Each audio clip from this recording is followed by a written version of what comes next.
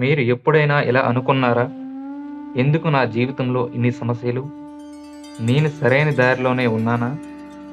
అర్జునుడు ఇదే సందేశంలో పడ్డాడు.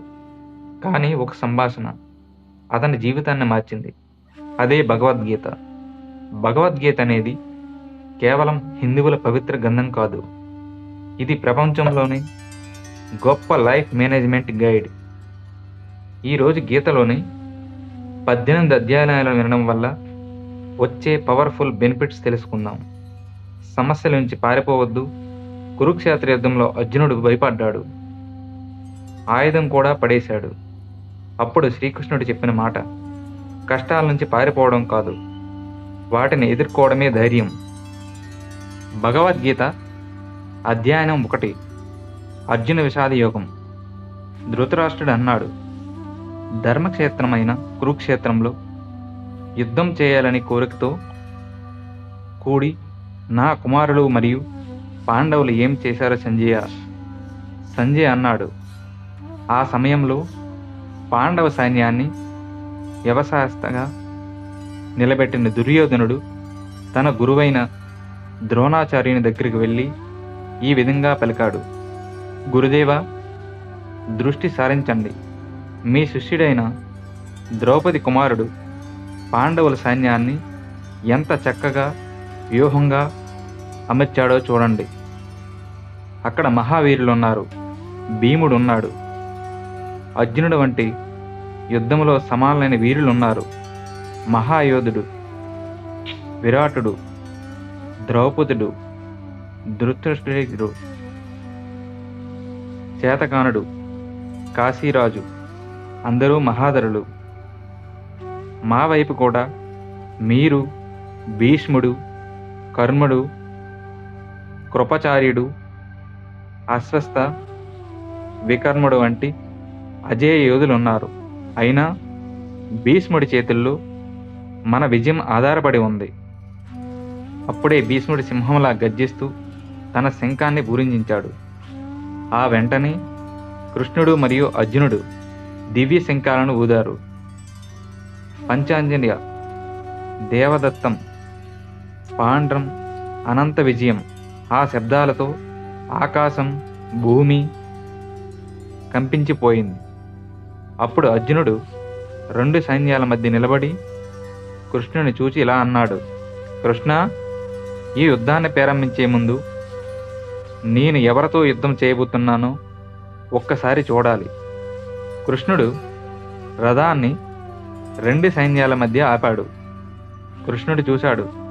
తండ్రులు, తాతలు, గురువులు, మామలు, స్నేహితులు, బంధువులు అందరూ అక్కడే. అర్జునుడి చేతులు కంపించాయి. నోరు ఎండిపోయింది. శరీరం వణికింది. కృష్ణ, నా వారిని చంపి రాజ్యం పొందడం నాకు ఇష్టం లేదు. వారి లేక జీవితం అర్థం లేనిది. ఈ యుద్ధం వల్ల కులధర్మం నశిస్తుంది, సమాజం పతనమవుతుంది. ఇలాంటి పాపాన్ని నేను ఎలా చేస్తాను? అర్జునుడు విల్లు వదిలి రథంలో కూర్చున్నాడు. శకంతో నిండిపోయి. భగవద్గీత అధ్యాయం 2, సంఖ్యాయోగం, ఆత్మజ్ఞానం, కర్తవ్య బోధ. సంజయుడు అన్నాడు, శకంతో నిండిన హృదయంతో, కన్నీటితో తడిచిన కళ్ళుతో విల్లు వదిలి కూర్చున్న అర్జునుని చూసి కృష్ణుడు ఇలా పలికాడు. కృష్ణుడు ఇలా అన్నాడు, అర్జున, ఈ క్షణంలో నీలో వచ్చిన ఈ బలహీనత ఆర్యుల లక్షణం కాదు.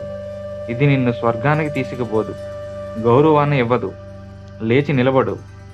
నీ హృదయంలోని ఈ క్షుద్రభావాన్ని వదిలిపెట్టు. అర్జున, నీవు శోకిస్తున్నవారు శోకించదగిన వారు కాదు. జ్ఞానులు బతికిన వారికి, చనిపోయిన వారికి శోకించరు. ఆత్మసత్యం. ఈ శరీరంలో బాల్యం ఉంది, యవనం ఉంది, వృద్ధాప్యం ఉంది. అలాగే ఈ శరీరం విడిచిన తర్వాత మరొక శరీరం వస్తుంది.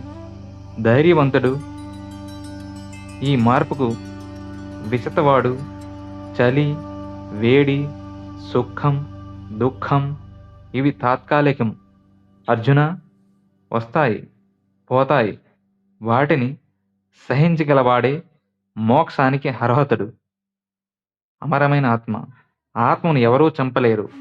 అది అగ్ని కాల్చలేడు, నీడు తడపలేడు, గాలి ఎండబెట్టలేడు. ఆత్మ శాశ్వతం, నిత్యం చిరంజీవి. శరీరం నశిస్తుంది, కానీ ఆత్మ కాదు. అర్జున, నీవు చంపుతున్నానని భావించొద్దు. వారు చనిపోతున్నానని భ్రమపడొద్దు. ఆత్మ ఎవరిని చంపదు, ఎవరూ దాన్ని చంపలేరు. క్షత్రియ ధర్మం. ఇక నీ కర్తవ్యాన్ని చూడు. నీవు క్షత్రియుడివి.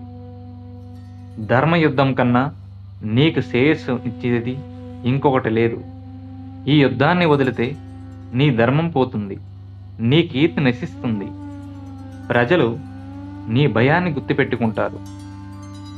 గౌరవంతో చావడం మేలు, అవమానంతో జీవించకు. కర్మయోగం. ఫలశక్తి లేకుండా పని. అర్జున, నీకు అధికారం ఉంది కర్మ చేయడంలో మాత్రమే, కానీ ఫలంపై హక్కు లేదు. ఫలాన్ని ఆశించలేదు. పని చేయకు, పని చేయకుండా ఉండిపోకు. సమానత్వంతో నీ కర్తవ్యాన్ని నిర్వర్తించు. సుఖం, దుఃఖం, లాభం, నష్టం, విజయం, పరాజయం అన్నిటినీ సమానంగా చూసి యుద్ధం చేయి. ఇదే యోగం. స్థితప్రజ్ఞ లక్షణాలు. అర్జునుడు అడిగాడు, కృష్ణ, స్థితప్రజ్ఞుడి లక్షణాలేమిటి? అతడు ఎలా మాట్లాడాడు, ఎలా నడుస్తాడు? కృష్ణుడు అన్నాడు, మనసులోని అన్ని కోరికలను విడిచిపెట్టినవాడు ఆత్మలోనే సంతృప్తి పొందుతాడు. స్థితప్రజ్ఞుడు దుఃఖంతో పొంగిపోడు, సుఖంతో మురిసిపోడు. భయం, కోపం, ఆశ లేనివాడే స్థిరబుద్ధి గలవాడు. ఇంద్రియాలను, తాబేలు తన అవయవాలను లోపలికి ముడుచుకున్నట్లయితే వశపరుచుకున్నవాడు జ్ఞాని. ఇంద్రియ బోధనను వదిలితే ఆసక్తి తగ్గుతుంది, కానీ పరమాత్మ దర్శనంతోనే ఆ కోరికల మూలం నశిస్తుంది. మనస్సు నియంత్రణ. ఇంద్రియాల వెనక పరిగెత్తే మనస్సు మనిషిని నాశనం చేస్తుంది. ఆలోచన శక్తి, ఆసక్తి కోరిక, కోరిక కోపం, కోపం మోహం, మోహం బుద్ధినాశనం, బుద్ధినాశనం పతనం. శాంతి లేని వాడికి సుఖం లేదు. ఇంద్రియాలను నియంత్రించేవాడే నిజమైన శాంతి పొందుతాడు. ఇది బ్రహ్మస్థితి. అర్జున, దీనిని పొందినవాడు మోహానికి లోను కాడు. ఈ స్థితిలోనే మరణించేవాడు బ్రహ్మానందాన్ని పొందుతాడు. భగవద్గీత 3వ అధ్యాయం. కర్మయోగం. కర్తవ్యమే యోగం. అర్జునుడు అన్నాడు, కృష్ణ, నీ వైపు ధ్యానం శ్రేష్టమని చెబుతున్నావు, మరోవైపు కర్మయోగం చేయమంటున్నావు. ఈ రెండింటిలో ఏది నాకు నిజంగా శ్రేయస్సిచ్చేది? దయచేసి స్పష్టంగా చెప్పు. కృష్ణుడు అన్నాడు, అర్జున, ఈ లోకంలో రెండు మార్గాలు చెప్పబడ్డాయి. జ్ఞానుల కోసం సంఖ్యా మార్గం, కర్మల యోగుల కోసం కర్మ మార్గం. కానీ కర్మను వదిలి ఎవరూ మోక్షాన్ని పొందలేరు.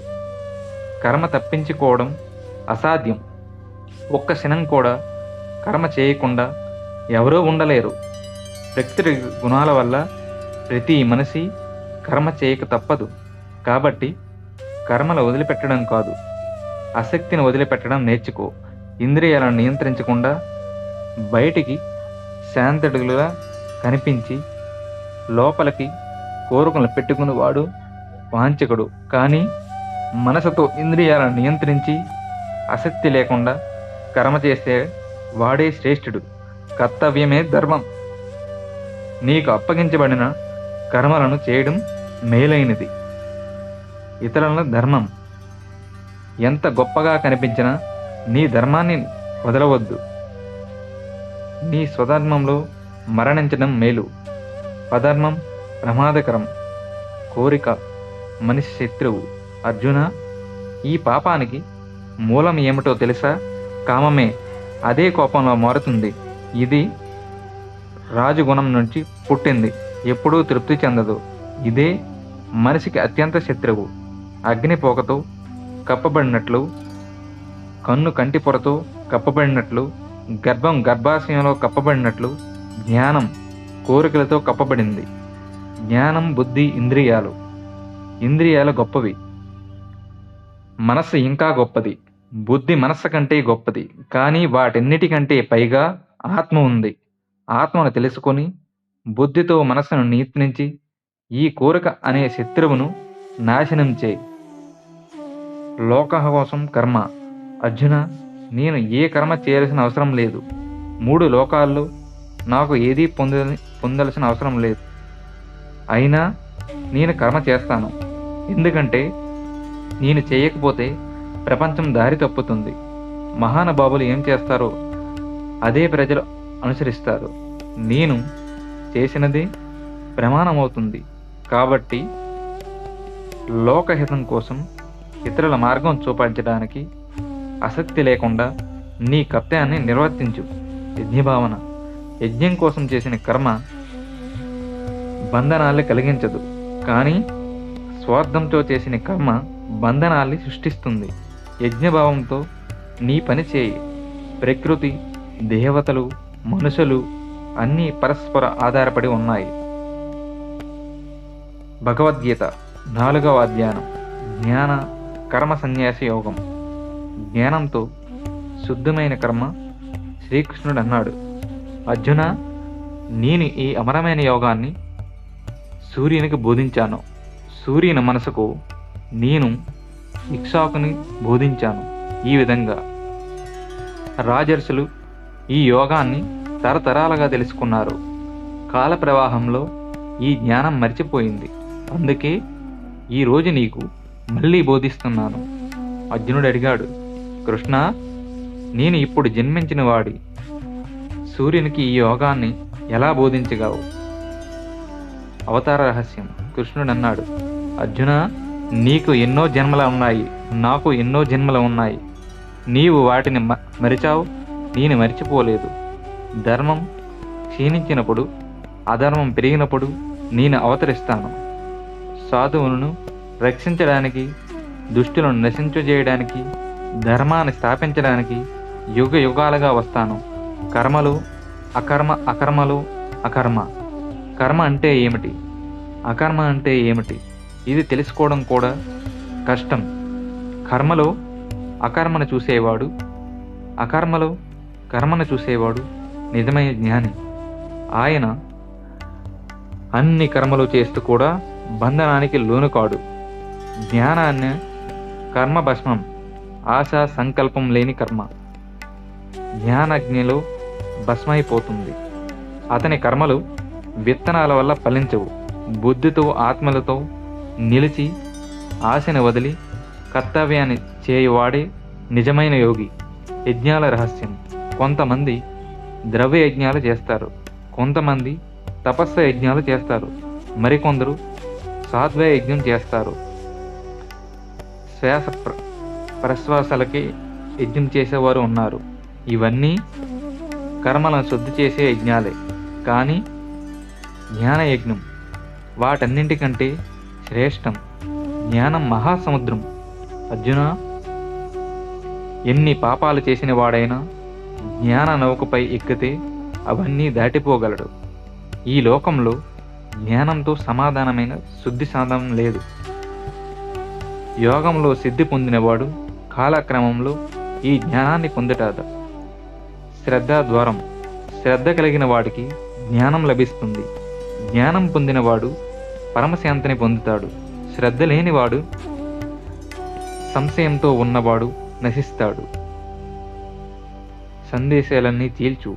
కాబట్టి అర్జున, జ్ఞాన ఖడ్గంతో నీ హృదయంలోని సంశయాన్ని చీల్చు.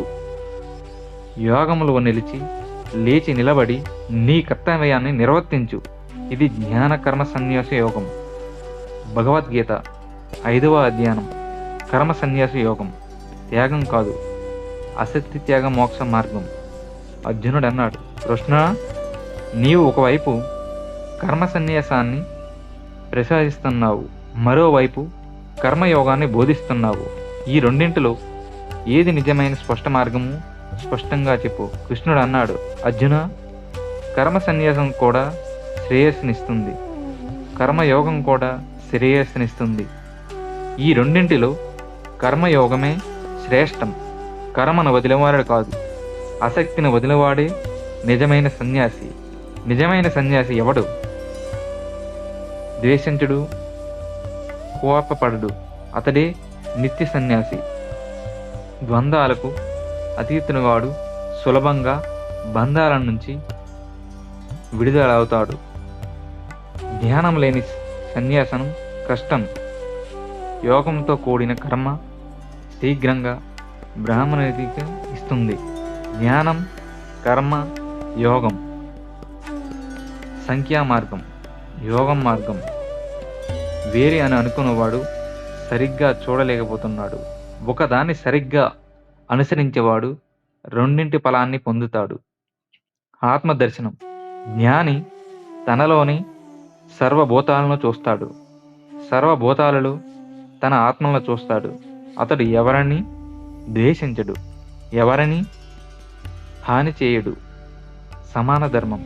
విద్యావంతుడైన బ్రాహ్మణుడిలో ఆవులు, ఏనుగులు, కుక్కల్లో కుక్క మాంసం తినేవాడిలో కూడా జ్ఞాని ఒకే ఆత్మని చూస్తాడు. ఇది నిజమైన సమానత్వ దృష్టి. సుఖ దుఃఖాలకు అతీతుడు. ఇంద్రియాల స్పర్శల వల్ల వచ్చే సుఖాలు ఆరంభంలో ఆనందాలు అనిపిస్తాయి, కానీ అవి దుఃఖానికి మూలం. జ్ఞాని వాటిలో మనుగుడు. బయట ప్రపంచంలో ఉండి కూడా లోపల శాంతిగా ఉన్నవాడు నిజమైన యోగి. అంతర్మ యోగి. బయట చూపు, లోపల చూపు రెండింటిని నియంత్రించి శ్వాస ప్రశ్వాసాల సమతుల్యం చేసి భయం, కోపం, కోరికలను జయించినవాడు మోక్షానికి అర్హతుడు. శాంతి మూలం. నన్ను సర్వ యజ్ఞాలకు అధిపతిగా, సర్వ లోకాల ప్రభువుగా, సర్వభూతాల మిత్రుడిగా తెలిసినవాడు నిజమైన శాంతిని పొందుతాడు. భగవద్గీత 5వ అధ్యాయం ముగింపు. ఇది కర్మ సన్యాస యోగం.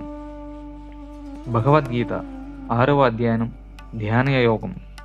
మనస్సు నియంత్రించతే నిజమైన యోగం. శ్రీకృష్ణుడు అన్నాడు, అర్జున, ఫలంపై ఆసక్తి లేకుండా కర్తవ్యాన్ని నిర్వర్తించేవాడే నిజమైన సన్యాసి. కర్మను వదిలినవాడు కాదు, కర్మలలో ఆసక్తి వదిలినవాడే యోగి. ఆత్మే మిత్రుడు, ఆత్మే శత్రువు. మనిషి తన ఆత్మలోనే తన్ను తాను ఉద్ధరించుకోవాలి. ఆత్మే మనిషికి మిత్రుడు. ఆత్మను జయించిన వాడికి అదే శత్రువు. యోగి లక్షణాలు. ఆత్మను జయించిన యోగికి శాంతి సహజం. చలి, వేడి, సుఖం, దుఃఖం, గౌరవం, అవమానం అన్నిటికీ సమానంగా చూసేవాడే సంపూర్ణ యోగి. జ్ఞాన సాధన విధానం. యోగి ఏకాంతం స్థలాన్ని ఎంచుకోవాలి. శుభ్రమైన ప్రదేశంలో ఆసనం సిద్ధం చేసుకోవాలి. అతి ఎత్తుగా కాదు, అతి తక్కువగా కాదు. అందుపై కూర్చొని శరీరం, మెడ, తలను ఒక రేఖలో నిలిపి కళ్ళను అద్దముగా మూసి మనస్సును నియంత్రించి జ్ఞానంలో విలీనమవ్వాలి. మితాహారం, మితావిహారం. అర్జున, అతి భోజనం చేసేవాడికి యోగం సాధ్యం కాదు. అతి ఉపాసన చేసిన వాడికి కాదు. అతి నిద్రపోయేవాడికి కాదు. అతి జాగరణ చేసేవాడికి కాదు. ఆహారం, విహారం, కర్మ, విశ్రాంతి అన్నింటిలో సమతుల్యం ఉన్నవాడికి యోగం సులభమవుతుంది. మనస్సు సంచలత్వం. అర్జునుడు అన్నాడు, కృష్ణ, ఈ మనస్సు సంచలమైనది, బలమైనది, అణిచివేయడం కష్టం. కృష్ణుడు అన్నాడు, అవును అర్జున, మనస్సు నిజంగా చంచలమే, కానీ అభ్యాసంతో, వైరాగ్యంతో దాన్ని నియంత్రించవచ్చు. యోగ సిద్ధి. మనస్సు శాంతిలో విలీనమైనప్పుడు యోగి అపారమైన ఆనందాన్ని అనుభవిస్తాడు. అది పొందిన తర్వాత ఇంకేది గొప్పగా అనిపించదు. అది దుఃఖాన్ని ఎప్పటికీ తాకదు. యోగభ్రష్టుడు గతి. అర్జునుడు అడిగాడు, యోగ మార్గంలో నడిచి సిద్ధి పొందకపోతే అతని గతి ఏమిటి? కృష్ణుడు అన్నాడు, అర్జున, యోగంలో చేసిన ప్రయత్నం ఎప్పుడూ నశించదు. అతడు పుణ్యవంతుల లోకాల్లో జన్మించి లేదా జ్ఞానుల కుటుంబాల్లో పుడతాడు. అక్కడ నుంచే తన సాధన కొనసాగిస్తాడు. యోగుల్లో శ్రేష్ఠుడు. అందరి యోగులతో ఎవడు శ్రద్ధతో నన్ను ధ్యానిస్తూ నన్నే పరమ లక్ష్యంగా భావిస్తాడో అతడే యోగుల్లో శ్రేష్ఠుడు. ఇది జ్ఞానయోగం. భగవద్గీత అధ్యయనం 7. జ్ఞాన విజ్ఞాన యోగం. తెలిసిన జ్ఞానం కాదు, అనుభూతి జ్ఞానం. శ్రీకృష్ణుడు అన్నాడు, అర్జున, నాపై మనస్సు నిలిపి నన్నే ఆశ్రయించి యోగ సాధన చేస్తే నన్ను సంపూర్ణంగా ఎలా తెలుసుకోవాలో ఇప్పుడు నీకు చెబుతాను. ఇది విన్న తర్వాత ఇంకా తెలుసుకోవలసింది ఏమీ మిగలదు. ప్రకృతి అపార భార. అర్జున, నా ప్రకృతి 2 విధాలుగా ఉంటుంది. భూమి, నీరు, అగ్ని, గాలి, ఆకాశం, మనస్సు, బుద్ధి, అహంకారం. ఇది అపార ప్రకృతి.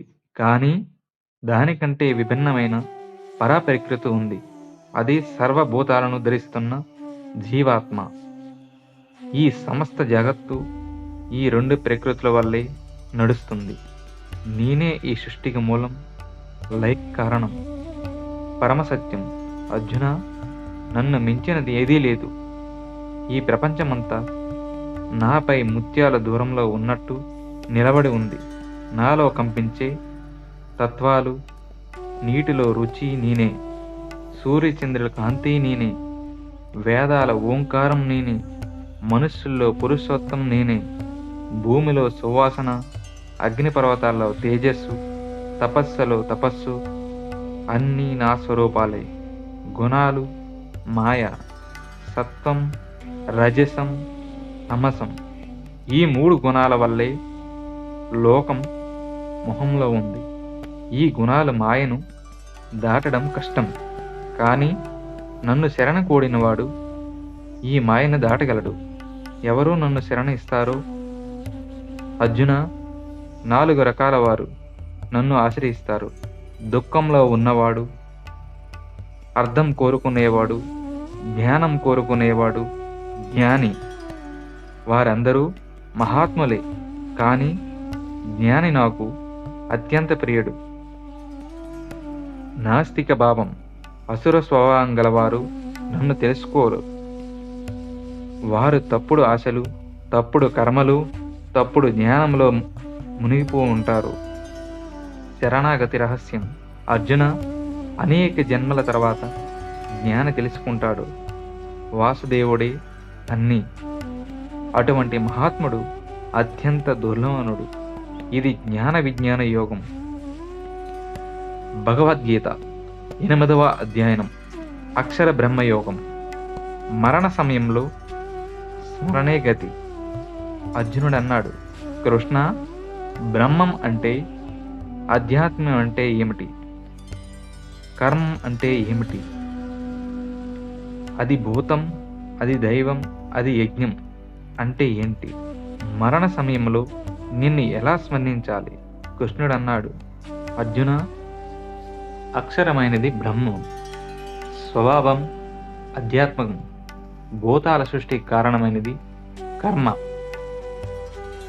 క్షయమైన ప్రకృతి అతిభూతం, దేవతా స్వరూపం అది దైవం, ఈ శరీరంలో ఉన్న నేను అది యజ్ఞం. మరణ సమయంలో స్మరణ. అర్జున, ఎవడు మరణ సమయంలో నన్ను స్మరిస్తాడో అతడు నన్ను చేరుతాడు. దీనిలో ఏమాత్రం సందేహం లేదు. మనిషి జీవితాంతం ఏ ఆలోచనతో దీవిస్తాడో మరణం సమయంలో అదే ఆలోచనతో మారుతాడు. కాబట్టి ఎప్పుడూ నన్నే స్మరించు. యోగ సాధన రహస్యం: శరీరం, మనస్సు, శ్వాసను నియంత్రించి భ్రూలోక మధ్యలో ప్రాణాన్ని నిలిపి ఓంకారాన్ని జపిస్తూ నన్నే స్మరిస్తూ ఈ శరీరాన్ని విడిచిన వాడు పరమ గమ్యాన్ని చేరుతాడు. సులభ మార్గం భక్తి. అర్జున, నన్ను అనన్య భక్తితో స్మరించేవాడికి నేను సులభంగా లభిస్తాను. నాపై మనస్సు నిలిపినవాడు మళ్ళీ జన్మిస్తాడు. లోకాలు, పునర్జన్మ, బ్రహ్మలోకం వరకు అన్ని లోకాలు మళ్ళీ పునర్జన్మకు లోబడి ఉంటాయి. కానీ నన్ను చేరినవాడు మళ్ళీ పుట్టడు. కాలసహస్యం: బ్రహ్ముడి ఒకరోజు 1000 యోగాలకు సమానం. ఆయన రాత్రిలో సృష్టి లయమవుతుంది. ఈ సృష్టి మళ్ళీ మళ్ళీ పుడుతుంది, మళ్ళీ మళ్ళీ లయమవుతుంది. ఉత్తరాయణం, దక్షిణాయనం, అగ్ని, జ్యోతి, పగలు, శుక్లపక్షం, ఉత్తరాయణం. ఈ మార్గంలో వెళ్ళిన యోగి బ్రాహ్మణుని చేరుతాడు. ధూమం, రాత్రి, కృష్ణపక్షం, దక్షిణాయనం. ఈ మార్గంలో వెళ్ళిన వాడు మళ్ళీ జన్మిస్తాడు. సారాంశం: అర్జున, ఈ 2 మార్గాలు తెలుసుకున్న యోగి మోహానికి లోనుకాడు. కాబట్టి ఎప్పుడూ యోగంలో నిలిచి నన్నే స్మరిస్తాడు. ఇది అక్షర బ్రహ్మయోగం. భగవద్గీత అధ్యాయం 9. రాజి విద్య, రాజి గుహ యోగం. అత్యున్నత జ్ఞానం, పరమ రహస్యం. శ్రీకృష్ణుడన్నాడు, అర్జున, నీవు అసూయ లేనివాడివి. కాబట్టి నేను నీకు ఈ అత్యంత రహస్యమైన జ్ఞానాన్ని బోధిస్తున్నాను. ఇది తెలుసుకుంటే నీవు ఈ సంసార బంధాల నుంచి విడుదల పొందుతావు. రాజి విద్య యొక్క మహిమ: ఇది అన్ని విద్యలలో శ్రేష్టమైనది, అన్ని రససాలతో అత్యున్నతమైన విలువైనది. ఇది పవిత్రమైనది, ప్రత్యక్షంగా అనుభవించగలిగినది, ధర్మబద్ధమైనది, సులభంగా అంగీకరించమైనది. నాలో సర్వ జగత్తు, ఈ సమజగత్తు ఈ అవ్యక్త స్వరూపంలో వ్యక్తమై ఉంది. అన్నీ నాలోనే ఉన్నాయి, కానీ నేను వాటిలో బంధించబడలేదు. ప్రకృతి ద్వారా ఈ సృష్టిని నిర్వహిస్తున్నాను. ఇది నా ఆధీనంలో ఉంది. మాయలో మునిగిన వారు మూర్ఖులు, నా పరమస్వరూపాన్ని తెలుసుకోలేరు. వారు మాయలో మునిగి నన్ను సాధారణ మనిషిగా భావిస్తారు. వారి ఆశలు, వారి కర్మలు, వారి జ్ఞానం అన్నీ వ్యర్థమవుతాయి. మహాత్ముల లక్షణాలు: కానీ మహాత్ములే వేరు. వారు నన్నే పరమ గమ్యంగా భావించి అనన్య భక్తితో నన్ను పూజిస్తారు. నన్నే జ్ఞానిస్తూ, నన్నే స్తుతిస్తూ, నన్నే సేవిస్తూ శాశ్వతంగా నాలో విలీనమవుతారు. భక్తియే నిజమైన యజ్ఞం. కొంతమంది వేద యజ్ఞాలతో నన్ను పూజిస్తారు, కొంతమంది జ్ఞాన యజ్ఞంతో పూజిస్తారు. అన్ని యజ్ఞాల రూపం నేనే. నేనే క్రియ, నేనే యజ్ఞం, నేనే ఫలం. సులభ భక్తికి మార్గం: అర్జున, ఎవరైనా సరే ఒక ఆకును, ఒక పువ్వును, ఒక ఫలాన్ని లేదా ఒక చుక్క నీటిని శ్రద్ధతో నాకు అర్పిస్తే నేను స్వీకరిస్తాను. సమత్వ ధర్మం: పాపజన్మలో పుట్టినవారైనా, స్త్రీలైనా, వైశ్యులు, శ్రద్ధులైనా నన్ను శరణ కోరితే వారు కూడా పరమ గమ్యాన్ని చేరుతారు. జీవన మంత్రం: అర్జున, నీ మనస్సును నాపై నిలిపి నన్ను పూజిస్తూ, నన్ను నమస్కరిస్తూ నీ పనులన్నింటినీ నాకే అర్పించు. అలా చేస్తే నిశ్చయంగా నన్నే చేరుతావు. ఇది రాజ విద్య, రాజగుహ యోగం. అధ్యాయం 10. విభూతి యోగం. ఈ సృష్టిలో కనిపించే నా మహిమలు. కృష్ణుడు అన్నాడు, అర్జున, మళ్ళీ విను. నీ హితం కోసం నా పరమ వాక్యాన్ని మళ్ళీ చెబుతున్నాను. దేవతలకు, మహర్షులకు నా జన్మ తెలియదు. ఎందుకంటే వారందరికీ నేనే మూలం. నన్ను తెలిసినవాడు ఎవరూ నన్ను అజ్ఞానుడుగా, అధిహీరితుడిగా తెలుసుకుంటాడు. అతడు పాపాల నుంచి విముక్తి పొందుతాడు. అతడే సర్వజ్ఞాని.